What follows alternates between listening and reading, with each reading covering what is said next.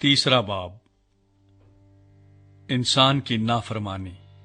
और सांप कुल दश्ती जानवरों से जिनको खुदावंद खुदा ने बनाया था चालाक था। और उसने औरत से कहा, क्या वाकई खुदा ने कहा है कि बाग के किसी दरख्त का फल तुम ना खाना?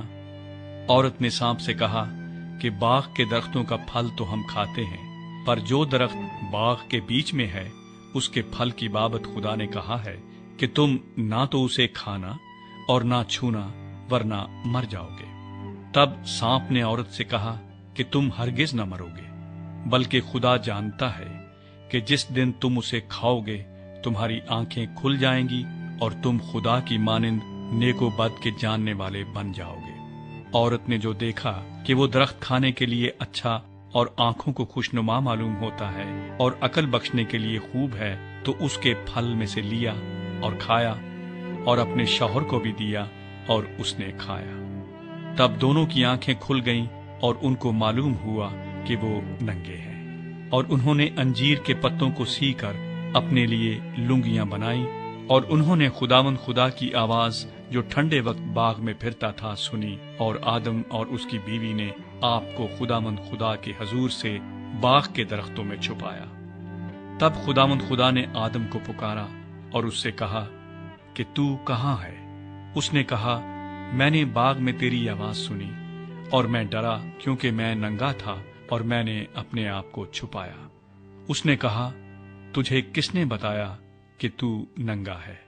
क्या तूने उस दरख्त का फल खाया जिसकी बाबत मैंने तुझको हुक्म दिया था कि उसे ना खाना? आदम ने कहा कि जिस औरत को तूने मेरे साथ किया है उसने मुझे उस दरख्त का फल दिया और मैंने खाया। तब खुदावंद खुदा ने औरत से कहा कि तूने ये क्या किया? औरत ने कहा कि सांप ने मुझको बहकाया तो मैंने खाया। खुदा सजा सुनाता है। और खुदावंद खुदा ने सांप से कहा, इसलिए कि तूने ये किया, तू सब चौपायों और दश्ती जानवरों में मलाऊन ठहरा। तू अपने पेट के बल चलेगा और अपनी उम्र भर खाक चाटेगा। और मैं तेरे और औरत के दरमियान और तेरी नस्ल और औरत की नस्ल के दरमियान अदावत डालूंगा। वो तेरे सर को कुचलेगा और तू उसकी एड़ी पर काटेगा। फिर उसने औरत से कहा कि मैं तेरे दर्दे हमल को बहुत बढ़ाऊंगा। तू दर्द के साथ बच्चे जनेगी और तेरी रग़बत अपने शौहर की तरफ होगी और वो तुझ पर हुकूमत करेगा। और आदम से उसने कहा, चूंकि तूने अपनी बीवी की बात मानी और उस दरख्त का फल खाया जिसकी बाबत मैंने तुझे हुक्म दिया था कि उसे ना खाना, इसलिए जमीन तेरे सबब से लानती हुई।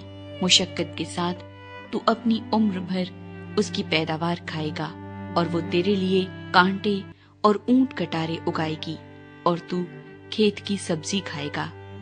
तू अपने मुंह के पसीने की रोटी खाएगा जब तक कि जमीन में तू फिर लौट ना जाए, इसलिए कि तू उससे निकाला गया है, क्योंकि तू खाक है और खाक में फिर लौट जाएगा।